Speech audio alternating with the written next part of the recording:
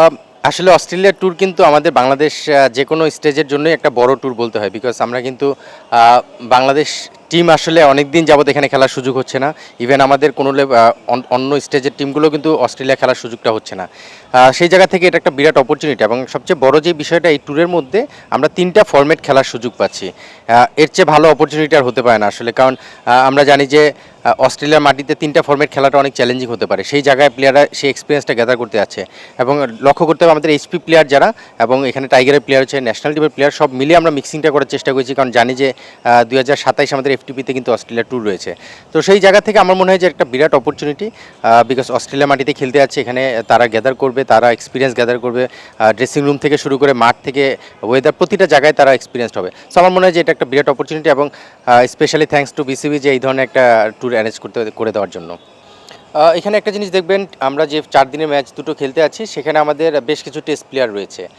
তারা কিন্তু আমাদের যেহেতু আমরা ২০২৭-এ সেখানে টেস্ট খেলার প্ল্যান রয়েছে এফটিপিতে, সেই জায়গায় তাদেরকে আমরা প্রায়োরিটি দেওয়ার চেষ্টা করেছি কিছু কিছু প্লেয়ারের ক্ষেত্রে এবং সেই জায়গায় আমাদের লঙ্গার ভার্সন মুডের যাদেরকে আমরা এই মুহূর্তে চিন্তা করতে যাচ্ছি বা আমরা ওই সিস্টেমটাকে প্রায়োরিটি দিচ্ছি তাদেরকে এখানে ৪ দিনের ম্যাচে পাঠানো হচ্ছে।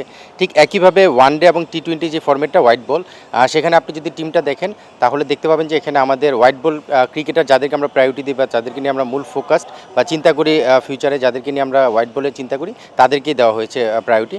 এবং টি-20তে আপনি যদি স্পেসিফিক ধরেন, একটা খুব ভালো টুর্নামেন্ট যেখানে ডিফারেন্ট টাইপের টিমের সঙ্গে খেলা হবে, বিগ ব্যাশের টিম খেলবে আমরা জানি, সো পাকিস্তানের টিমও রয়েছে, খুব ভালো একটা চ্যালেঞ্জিং টুর্নামেন্ট আমরা আশা করছি এবং এটা গত বছর হয়েছিল, আমরা ফার্স্ট টাইম ইনভাইটেড। সো আমার মনে হয় যে এটা একটা ভালো টুর্নামেন্ট যেখানে আমাদের টিমটা দেখলে আপনি দেখতে পাবেন আমাদের কারেন্ট ন্যাশনাল প্লেয়ার ফিউচারে ন্যাশনাল খেলবে, এরকমভাবে আমরা টিমটা গঠন করার চেষ্টা করেছি।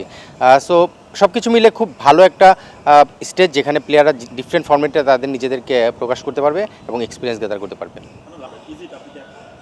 আর রেজাল্ট কিছু কিছু ক্ষেত্রে কিন্তু রেজাল্ট ম্যাটার করে। আমি বলবো যে এইচপি প্রোগ্রাম মানে আমাদের ডেভেলপমেন্ট প্রোগ্রাম, বাট যখন আপনি এই ধরনের একটা টুর্নামেন্টে যাবেন তখন রেজাল্টটা যদি পজিটিভ দিকে চলে আসে তখন সেটা আপনাকে ফিউচারে পজিটিভ একটা ভাইব দেয়।